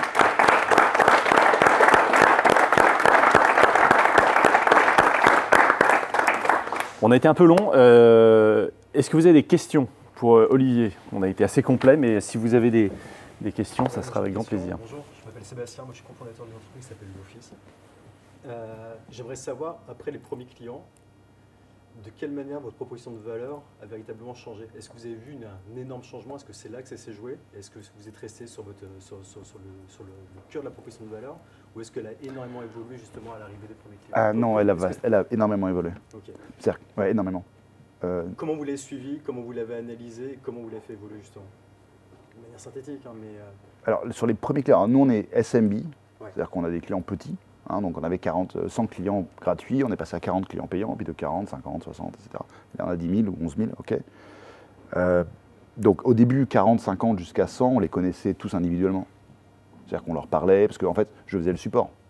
Donc le mec appelait, il dit je comprends pas, ça marche pas, j'arrive pas à me loguer, j'en sais rien, etc. Donc on les connaissait, et puis on faisait des petites enquêtes, on les appelait, quoi. Enfin, c'est bien, on faisait le téléphone, donc tu t'appelles, tu dis ah, salut, pof, c'est Aircall. Voilà. Et on a eu plein de feedback. Alors justement, au début, quand on ne faisait pas payer les clients, on avait des feedbacks complètement débiles. Enfin, il faudrait faire de la vidéo, il faudrait faire une offre consumer, il faudrait faire un réseau social. Ouais, ok, d'accord, bon, machin. Après, on est passé sur des clients payants. Et là, on s'est rendu compte qu'en fait, ok, nous au début, les gens aimaient beaucoup la simplicité du produit. Je peux avoir des numéros partout dans le monde, instantanément. Je suis à Londres, paf. Et je peux les partager avec ma team. Ah, c'est cool, comme ça, c'est cool. Et ce qu'on a vu émerger assez vite dans les clients qui payaient, qui valorisaient, qui commençaient à grossir avec nous, c'était la productivité. Mais en fait, moi je suis dans Salesforce, je suis dans HubSpot. Ce qui est bien, c'est de créer des workflows, c'est de loguer les calls, comme ça je peux le réécouter. C'est de dire tiens si je pouvais modifier le statut d'une opportunité, enfin etc. Bon. Et on s'est dit, et là on a changé notre pitch de dire on va être un produit super simple. Et notre truc c'est l'UX, notre truc un peu cool c'est l'UX. En fait on s'est dit non, notre truc c'est la productivité. Et là maintenant c'est Et donc l'intégration en fait. Ouais, par les intégrations. Et maintenant on est la fonctionnalité de voix de HubSpot. Tu viens sur HubSpot, demande à n'importe quel AI où que tu sois dans HubSpot, enfin ils ont 700 AI, il va te dire tu veux de la voix, prends Aircall. C'est vraiment le meilleur truc parce que tout est logué, tout est machin, et on te surface toute la data, quoi. Donc toi tu vas m'appeler, on va dire ah Pierre, voilà tout ce qu'on sait sur toi, à qui t'as parlé, ce que t'as acheté, donc c'est cool. J'ai le contexte par conversation, tu vois. Et vice versa, je peux pousser aussi le contenu de conversation. Donc ça a beaucoup changé. Donc après, c'est ta question, c'est plus comment je fais. J'imagine que tu en es là, et donc tu dis comment je fais ça. C'était assez manuel. C'est-à-dire que quand tu as 40, 50 clients, tu les connais tous, quoi. Enfin, tu les appelles, tu leur fais un petit mail, tu dis tiens, on a telle idée, qu'est-ce que tu en penses? On faisait beaucoup de co-mock-up, tu vois. Les clients qui étaient à Paris, on dit écoute, voilà, on pense à ça. Tu vois, ça aurait cette tête-là, les nouveaux analytics, nouvelles features, qu'est-ce que tu en penses? Puis tu filtres un peu à partir de ça, quoi. Ok, super clair. Merci. Est-ce qu'on a d'autres questions? Je trouve que l'entreprise, c'est quelque chose de collaboratif dans l'effort, mais dans ce que ça produit comme bénéfice. Et je m'intéresse beaucoup au sujet en ce moment de tout ce qui est de BSPCE, equity, etc. Nous, on n'est que 2 associés et on est 57 dans l'entreprise. Comment ça marche un plan d'intéressement chez Aircall? Je deviens salarié. C'est quoi la promesse pour moi en tant que salarié en termes d'equity, cette fameuse aventure que vous proposez? Ouais, alors, on est en train de le refaire là, parce que on est en train de le refaire, donc je peux te dire jusqu'à maintenant. On va dire, au début, on a fait une règle que je me suis inspiré de Fred Wilson, de US Ventures, Union Square Ventures, qui a fait un blog post qui est disponible sur le web, qui explique un peu comment tu peux structurer ça. En gros, on a fait un pourcentage du chiffre d'affaires, du salaire, pardon. Et ben, on t'embauche, mettons, à 50 000. Si tu es un contributeur individuel, on va te filer 10% en plus en equity, donc 5 000 euros. Ou 5 000 $. Alors combien vaut l'action? Bah, tu dis j'ai un prix d'action X, soit j'ai un tour, soit j'ai un machin, vraiment 409 à whatever. Et donc tu dis pouf, d'accord. Et quand tu es manager, director, on a dit ça sera 30% de ton chiffre d'affaires en plus. Et quand tu es top level, ça sera 60%. On a fait comme ça. Et donc après, bah, tu faisais en fonction de l'évolution du prix de l'action, tu filais de moins en moins d'actions, quoi. Mais tu filais toujours à peu près le même montant, tu vois. Ça c'était bien, puis à un moment c'est devenu compliqué parce qu'en fait on commençait à avoir beaucoup de rôles. Donc c'est un pourcentage du salaire, mais tout le monde avait des salaires un peu différents en fait. Donc là, maintenant, on a rationalisé, on a 6 niveaux. Donc tu as contributeur individuel, team lead, manager, directeur, machin. Et chacun, on définit, donc il y a là pour l'instant, c'est genre 300 shares pour individuel, après 1000 quand tu es team lead, 2000, etc. etc. Ok. Et donc j'ai des actions au premier jour où je rentre. Alors tu as les stock options. Parce que, on est une boîte américaine, Ah oui, donc vous êtes mais on ne fait pas de RSU ni de. Alors si on donne des BSPCE en France, des équivalents en fait qui sont machin. On donne des stock options parce qu'on veut. J'aime pas les RSU. Enfin, faut se méfier des RSU comme la peste parce que tu payes des taxes dessus. Oui, bien sûr. Donc si ta boîte explose en valo, ce qui est un peu notre cas évidemment, parce qu'au début on a été sur une valo à 8 millions, voilà, et on a fini après à 300 millions, et là tu prends des charges patronales de malade sur le truc. Donc il faut faire gaffe à ça. Et ouais, dommage. Et en plus, j'aime pas l'idée du RSU parce qu'en fait ça rémunère le passé, quoi. Nous, on a toujours une principe, c'est tu rémunères le futur, donc je te file des stock options, le strike price est un peu plus bas que la valeur de l'option, donc tu as déjà un bénéfice, mais en gros, si l'action vaut 10 $, je veux que tu nous aides à l'emmener à 50, quoi. Ouais, bien sûr. C'est pas les de 0 à 10, tu n'étais pas là, donc pourquoi je te filerais ça, quoi. Et les RSU en plus sont automatiquement un droit. Donc nous en fait on a pas mal d'attrition quand même. Il y a des gens qui partent, etc. La boîte scale. Et alors la plupart des gens, ils achètent leurs actions, ce qui est bon signe pour la boîte, Oui. mais il y a quand même une bonne partie qui ne l'achètent pas, tu vois. Et donc tu les récupères. Alors que les RSU c'est un droit, donc même si quelqu'un reste 1 an, en fait ça n'a pas marché, pouf, il a ses RSU. Et sur des centaines de personnes, à la fin, tu es là. Pas cool, quoi. Puis ça te pourrit ta cap table, quoi, par ailleurs. Oui, Ça, c'est pas très grave, mais bon. Donc, moi, je suis assez partisan de stock options et de structurer un truc, ce qu'on a mal fait, parce que c'est public, en fait. On l'a mis publiquement, enfin, pas public, mais dans la boîte. Ok. Mais c'est mal connu. C'est-à-dire qu'il y a besoin d'éduquer les gens. C'est-à-dire, les gens ne comprennent pas très bien ce que c'est. Enfin, les employés, un employé lambda ne comprennent pas très bien ce que c'est que l'equity, comment ça marche. C'est pas aussi favorable que ce qu'ils pensent. Des fois, ils ont l'impression qu'ils vont devenir milliardaires ou millionnaires. Non, tu vas pas devenir. Enfin, non. Par contre, c'est pas non plus nul, quoi. Mais donc, il faut faire un petit effort d'expliquer, je trouve. Par ailleurs, si tu veux impliquer les gens, il faut leur dire, ouais, si tu pars, là, ce qui va se passer, tu auras 3 mois pour exercer ou tu auras 1 an, enfin, whatever. Et voilà comment ça fonctionne, quoi. Voilà. Une dernière question? Allez, une dernière question. Moi, je suis Élise, donc je fais l'exécutive MBA de l'ISEC. Et j'étais très intéressée par votre parcours entrepreneurial. Si vous pouvez nous en dire un peu plus par rapport au début, parce que vous êtes parti dans une aventure sur un domaine que vous ne connaissiez pas, par curiosité. Donc je voulais juste savoir un peu, savoir comment vous êtes entouré, peut-être pour démarrer de manière efficace votre entreprise. Alors, d'accord, pour démarrer, notamment après un MBA, pour démarrer une boîte, mon idée de base, c'est qu'il faut parler avec un maximum de gens. C'est vraiment ça, plus que d'avoir une idée, aucune idée n'arrivera sous la douche, quoi, ou un moment en regardant son ordi en se disant, enfin voilà, elle arrivera parce qu'on va parler à plein de gens, quoi. Et on va parler, moi j'avais parlé avec quelqu'un dans les parkings, et je me dis, ça fait réfléchir. Le mec, il t'explique un peu les problèmes qu'il voit, et peut-être tu feras avec lui, peut-être tu feras avec une autre idée. Et donc j'ai reconnecté avec le pet food, là. Moi, je n'ai pas d'animaux, je ne suis pas fan d'animaux, mais voilà, mais pourquoi pas. Et puis voilà, et mon ami de eFounders. Donc c'était vraiment, pour moi, c'est vraiment juste des connexions personnelles, plus que, enfin, des connexions qui amènent des conversations. Et en fait, il y a plein d'opportunités partout. Je vois, c'est assez marrant, parce qu'on a de plus en plus de gens, c'est un peu énervant, mais qui quittent Aircall, de nos premiers employés qui quittent Aircall pour créer leur boîte. Et en fait, le seul truc qu'ils font, c'est qu'ils parlent à plein d'autres gens. Et puis hop, ils prennent un sujet. Il y a tellement de sujets où on peut créer des SaaS, mais c'est de la folie, quoi. Employee engagement, funnel management, c'est sans fin. Et en fait, la question derrière, c'est l'exécution et tout ça. Donc, mon idée de dire, il n'y a même pas besoin de connaître le space. Il faut juste parler avec des gens, on identifie. Là, il y a le téléphone. C'est vrai que c'est pourri le téléphone quand tu réfléchis. Si c'est pourri, c'est bon signe. C'est comme les paiements pour Stripe. Personne ne veut faire des paiements. Pareil, personne ne veut faire du téléphone. Justement, on va essayer de faire un truc bien. Et puis après, en rencontrant des gens, là, on se dit, tiens, si on faisait un truc vachement simple. Tiens, il y a Voxbone, on a rencontré un mec en Belgique, là, qui dit, moi, je peux faire des numéros partout dans le monde. Oh, c'est bon, ça. Vas-y. Et donc, ça se fait plus par contact. Donc, si quelqu'un veut démarrer, moi, je dirais, faites-vous une liste de max de gens à contacter, à discuter avec, etc., etc. Et sans a priori de dire, moi, je veux vraiment aller dans la téléphonie ou même le SaaS. Non. Je vais rencontrer des gens, je vais voir, et puis l'idée va germer à mon avis. Oui. Merci Olivier. Merci Mais de beaucoup rien. pour cette heure et demie qu'on a passée ensemble, c'était top. Ok, merci à vous.